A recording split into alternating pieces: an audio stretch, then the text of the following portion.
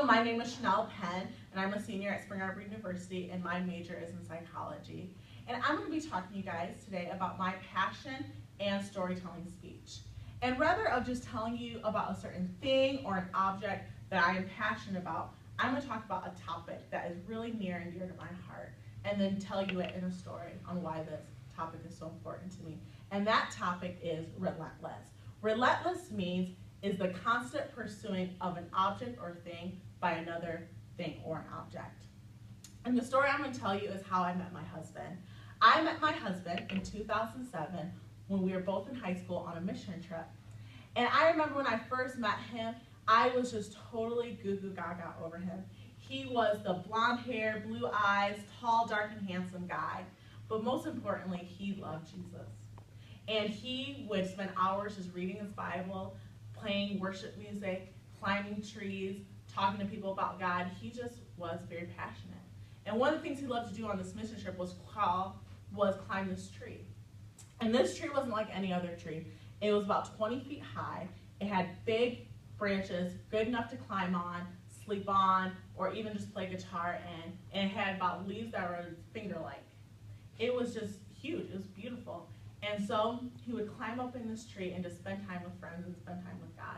So in an effort for me to try to get him to notice me, is I climbed up in this tree and was looking around, like, okay, maybe he'll come out of nowhere.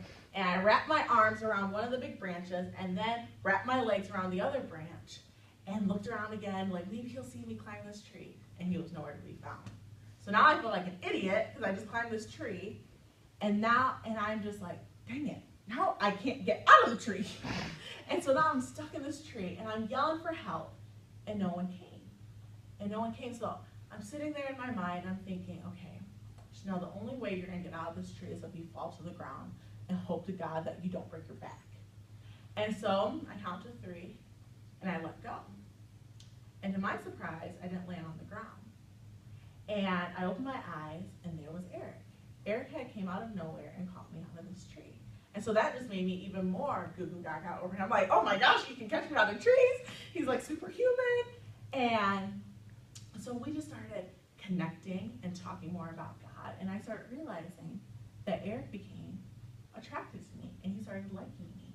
And this freaks me out. I was like, whoa, hold on. This makes me feel uncomfortable because before that point, I had started putting up walls against any kind of relationship that I had because my biological dad had left me when I was so young. And so I had started believing a lie that, man, if my biological dad doesn't love me and care about me, how can any other person do that? So I started pushing Eric away. I told him I hated him, told me to leave me alone because I didn't want to get hurt. Because like I said, how could anyone love me if my biological dad didn't? But Eric was relentless after me. He still loved me. He still cared for me. He'd write me emails all the time saying, you know, call me if you need anything. I'm here for you, praying for me. He was a friend to me. But he was a gentleman. He never pushed himself on me. He never made me feel guilty about breaking up with him. Because he knew in his heart that if he loved me and I loved him, that I would come back to him. Because he knew in his heart that love never failed.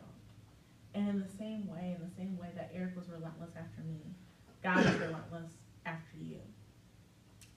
And we sometimes build up walls against God all the time. And we're saying, man, I don't like you. God, I hate you. How can I believe in something I can't see?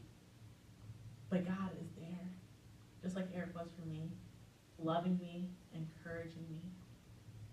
And God's there to love and encourage you because he knows that if he loves you so much, and if you love him, that you will return to him because love never fails. And that's why, guys, relentless is so important to me. It's just understanding my relationship with God, understanding my relationship with other people. So thank you.